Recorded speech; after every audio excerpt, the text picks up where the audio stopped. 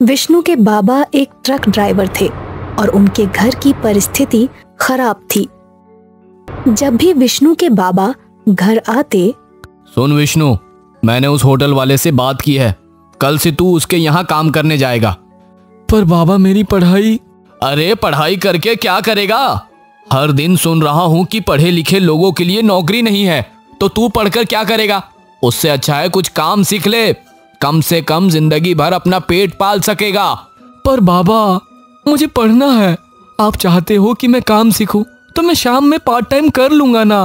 वो सब मैं नहीं जानता, अब तू बड़ा हो गया है, तुझे घर चलाने में मेरा हाथ बटाना ही होगा। पर बाबा, पर वर कुछ नहीं, मैंने बोल दिया ना, बस। अपने बाबा के फैसले से नाराज विष्णु वहीं गया था जहां वो अक्सर अकेले बैठकर पढ़ाई करता था, लाइट हाउस के पास। आज विष्णु विचलित था। वो पानी में पत्थर फेंके जा रहा था। उसमें गुस्सा भरा था। बाबा मेरी बात ही नहीं सुनते, मुझे और पढ़ना है, साइंटिस्ट बनना है। पर बाबा है कि मुझे वेटर बनने बोल रहे हैं। छे, ऐसे जिंदगी से अच्छा है मैं मर जाऊं। दूर खड़े रविंदर काका विष्णु की हरकतें देख रहे थे। उन्हें समझ आ गया कि आज कुछ तो अजीब है। विष्णु हमेशा की तरह अपनी किताब में मग्न नहीं है। उससे बातें करने के लिए वो उसके पास आए। क्या हुआ बेटा, आज इतने परेशान हो? क्या बताऊं काका, बाबा को ऐसा लगता है कि मेरा पढ़ना लिखना सब बेफिजूल है। वो चाहते हैं कि मैं होटल में काम करूं और पैसे कमाऊं। बेटा तुम्हारे पापा की सोच गलत तो नहीं है, वो बस चाहते हैं कि तुम उनकी मदद करो। गलत नहीं है काका, पर सही भी तो नहीं है। मुझे पढ़ना है, बहुत पढ़ना है, साइंटिस्ट बनना है, दुनिया के लिए बहुत कुछ करना है। और बाबा को तो मेरी पढ़ाई से नफरत है। वो मुझे पढ़ता देखकर भड़क जाते हैं। उनके लिए तो मेरी पढ़ाई बेफिजूल काम है और मैं एक खोटा सिक्का हूँ। तो ये बात है। विष्णु बेटा, तुम मेरा एक छोटा सा काम करोगे? जी काका बोलिए। मेरे पास ये पत्थर है, तुम इसे रोड पर जो गहने बेचते हैं उन्हें दिखाओ और पूछो वो कितने में खरीदेंगे। बस इतना? पर बेटा बेचना मत, बस दाम पता करो। विष्णु वो पत्थर लेकर रोड पर जेवर बेचने वालों के पास गया। भाई मुझे ये पत्थर बेचना है, तुम कितने दाम दोगे इसके? ये तो बकवास पत्थर है, मैं तो ये पत्थर नहीं खरीदूंगा। मुझे नहीं लगता तुम्हें इसके 1 रुपये भी मिलेंगे। वो पत्थर लेकर विष्णु वापस रविंदर काका के पास गया। काका, उस व्यापारी ने बोला ये पत्थर बकवास है, वो इसके 1 रुपए भी नहीं देगा। ठीक है, अब एक काम करो, इस पत्थर को किसी जौहरी के पास ले जाओ और इसका दाम पता करो, याद रहे बेचना मत। विष्णु वो पत्थर जौहरी के पास ले गया। काका, मुझे ये पत्थर बेचना है, क्या आप इसका दाम बता सकते हैं? जौहरी ने पत्थर को अच्छे से देखा। वो उसकी जांच करने लगा। अरे वाह वाह, ये तो असली माणिक है, वो भी इतना बड़ा। मैंने अपनी जिंदगी में इतना बड़ा माणिक नहीं देखा। अगर तुम्हें ये बेचना है तो मैं तुम्हें इसके 2 लाख रुपए दे सकता हूँ। 2 लाख? विष्णु वापस रविंदर काका के पास पहुंचा और उन्हें जौहरी का दाम बताया।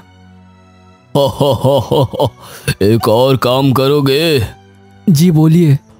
अब इस पत्थर का दाम म्यूजियम में जाके पता करो। विष्णु वो पत्थर लेकर म्यूजियम चला गया। अंकल, ये पत्थर मुझे बेचना है, क्या आप मुझे इसका प्राइस बता सकते हैं? म्यूजियम वाले ऑफिसर ने उस पत्थर को एक माइक्रोस्कोप के अंदर डाला, फिर कुछ चीजें नोट की। फिर वो पत्थर उन्होंने एक बड़े बॉक्स मशीन के अंदर डाला। अमेजिंग, ये पत्थर तुम्हें कहाँ मिला? क्यों अंकल? ये बहुत ही नया पत्थर है, लगभग 400 साल पुराना। अंकल, इसका दाम क्या होगा? बेटा तुम्हें पता नहीं तुम्हारे पास क्या है, इसका तो दाम करोड़ों अरबों में होगा। इस पत्थर की बोली लगेगी। क्या तुम्हें यह बेचना है? नहीं अंकल, मुझे तो बस इसका दाम पता करना है। विष्णु वो पत्थर लेकर वापस काका के पास लौटा। उसने बहुत ही उत्साह से काका को सारी बात बताई। काका, आपके पास इतना महंगा पत्थर है, आप इसे बेचकर कितने अमीर बन सकते हैं। बेटा, ये मेरी पुश्तैनी पत्थर है, मैं इसे बिल्कुल नहीं बेचूंगा। खैर, इन सब से तुम्हें क्या पता चला? यही कि एक पत्थर के कितने अलग अलग दाम हो सकते हैं। जिस तरह इस पत्थर के अलग अलग दाम है, उसी तरह तुम्हारी पढ़ाई का भी अलग अलग महत्व है। मैं कुछ समझा नहीं। तुम्हारे बाबा के लिए तुम्हारी पढ़ाई फिजूल है। माँ को लगता है कि तुम पढ़ लिख कर कम से कम नौकरी तो कर ही लोगे, पर बेटा, मैं जानता हूँ कि तुम्हारी पढ़ाई तुम्हें कितना आगे ले जा सकती है। इसलिए मैं चाहता हूँ कि तुम्हारी मदद करूँ। घर जाकर बाबा को बोल दो तुम मेरी दुकान में काम करोगे, मैं तुम्हें तनख्वाह दूंगा पढ़ने के लिए। ठीक है काका। विष्णु ने रविंदर काका की बात मान ली और उनकी दुकान में बैठकर पढ़ने लगा और अपने घर तनख्वाह ले जाने लगा। वहां उसके बाबा भी खुश थे और यहाँ वो भी खुश था। विष्णु एक दिन बड़ा साइंटिस्ट जरूर बनेगा और अपने सारे सपने पूरे करेगा। और इस कहानी ने हमें ये समझाया कि किसी भी चीज का सही मूल्य समझने के लिए उसे सही पारखी से ही जांच करवाना चाहिए, वरना बहुमूल्य रत्न भी मामूली पत्थर बन सकता है। अनीता और नितिन की लव मैरिज हुई थी। शादी के पहले नितिन और अनीता बहुत सारी चैटिंग करते थे और शायद इसलिए अनीता को हमेशा ऑनलाइन रहने की आदत सी हो गई थी। अनीता, अनीता, मेरे सॉक्स कहाँ हैं? अरे वहीं कहीं होंगे, ढूंढ लो। अनीता, मुझे ऑफिस जाने के लिए लेट हो रहा है ना। और मुझे भी लेट हो गया है। अब तक मैं फेसबुक पे लाइव नहीं आई आज। लेकिन तुम थोड़ी देर बाद भी लाइव आ सकती हो। नहीं, जैसा तुम्हारा ऑफिस इम्पोर्टेंट है वैसे मेरा लाइव आना भी इम्पोर्टेंट है। मेरे फ्रेंड्स मेरा इंतजार कर रहे होंगे। नितिन और अनीता की अक्सर बहस होती थी। एक दिन की बात है, अनीता खाना बनाते बनाते फेसबुक पर लाइव थी। हाय फ्रेंड्स, आई होप आप सब अच्छे होंगे। मैं भी अच्छी हूँ। अनीता बोल ही रही थी और उसका सारा ध्यान फोन में था और अचानक उसके हाथ से गरम गरम पतीला गिरा और उसका पैर जल गया। मर गई। ओहो! ये सब लाइव रिकॉर्ड हो गया था। नितिन ने डॉक्टर को बुलाया और डॉक्टर ने बोला कि अनीता को रेस्ट की जरूरत है। तब नितिन ने सोचा कि वो अपनी मम्मी को बुला लेगा। नितिन ने तुरंत अपनी माँ को कॉल किया और अगले ही दिन अनीता की सास घर संभालने आ गईं। आते ही नितिन ने माँ को सारा किस्सा बताया। ये तो भगवान की कृपा है कि अनीता को ज्यादा कुछ नहीं हुआ, पर बेटा अगर ऐसे ही उसका ध्यान भटकता रहा तो ना जाने क्या अनहोनी हो जाए। ये डर तो मुझे भी सता रहा है माँ, पर हम क्या कर सकते हैं? तुम मुझे ये बताओ कि ऐसे फेसबुक पे वीडियो डालकर अनीता को मिलता क्या है? माँ, फेसबुक पे लाइक्स और कमेंट्स मिलते हैं। जब भी अनीता कुछ वीडियो डालती है तो उसकी सहेलियाँ उसकी तारीफ करती है और वो खुश हो जाती है। तो ये माजरा है। मैं समझा नहीं माँ। तू ये बता, जब भी अनीता तेरे लिए कुछ अच्छा करती है तो तू उसकी तारीफ या उसे थैंक यू बोलता है? नहीं माँ। बस यही तेरी गलती है। तू अपनी गलती सुधार ले और तेरी पत्नी बिल्कुल ठीक हो जाएगी। हमारे समय में ये फेसबुक ऑनलाइन वगैरह नहीं था, पर फिर भी औरतें एक दूसरे की पंचायत करती रहती थीं। पर मैं कभी भी उन सब में नहीं थी, क्योंकि तेरे पापा बहुत समझदार थे। वो मेरी हर छोटी से छोटी चीज की तारीफ किया करते थे और मैं उस तारीफ में ही खुश रहती थी। पर क्या इससे अनीता बदल जाएगी?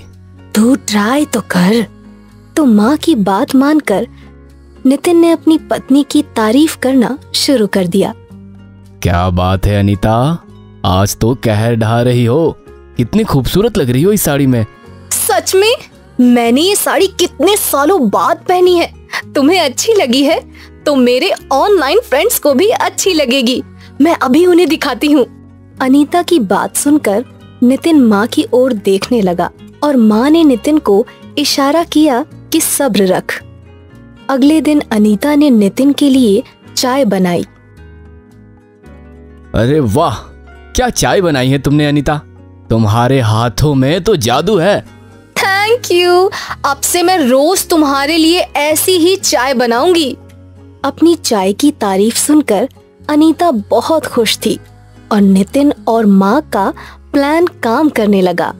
अब अनीता हमेशा कुछ न कुछ बनाया करती थी।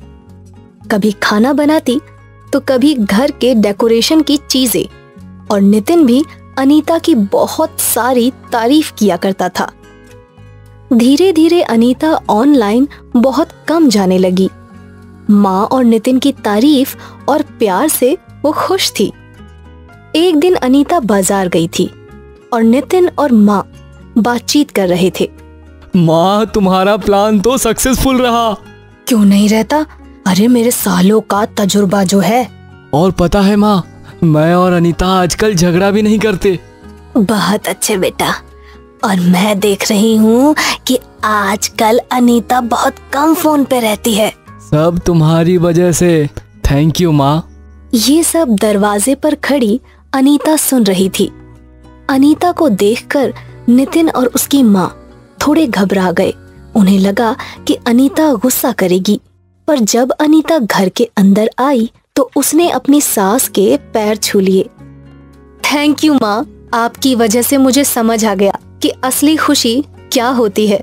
अनीता की सास ने अनीता को गले लगा लिया और फिर 24/7 ऑनलाइन रहने वाली बहू 24/7 फैमिली बहू बन गई। तो फ्रेंड्स, आप लोग भी समझ ही गए होंगे कि रियल हैप्पीनेस अपनों के साथ है। वर्चुअल लाइफ तो वर्चुअल ही होती है। तो प्लीज अपने अपनों को टाइम दें।